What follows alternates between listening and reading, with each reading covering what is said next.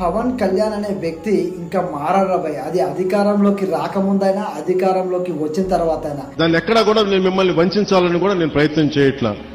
నాకు మీకు కుదరినప్పుడు నేను రాజకీయాలు వదిలేసి వెళ్ళిపోతాను తప్ప నేను మీ న్యాయం చేయలేనప్పుడు, రాజకీయాల్లో నా బాధ్యతను నేను సరిగా నిర్వర్తించలేనప్పుడు రాజకీయాల నుంచి అయినా తప్పుకుంటా గానీ మిమ్మల్ని వంచను అని పవన్ కళ్యాణ్ గారు చెప్పిండు. ఇట్లా చెప్పాలంటే గుండె నిండా దమ్ము ఉండాలి, నిజాయితీ ఉండాలి తప్ప ఎవడు పడితే వాడు ఇట్లా చెప్పలేడు.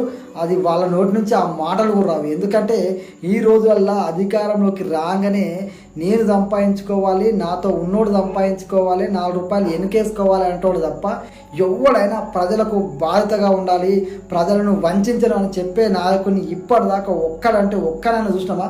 ఒక్కసారి ఆలోచన చేయరు. ఎందుకంటే ఇట్లాంటి నాయకుడు దొరకడమే పిఠాపురం ప్రజలకైతే ఒక వరం అని చెప్పొచ్చు.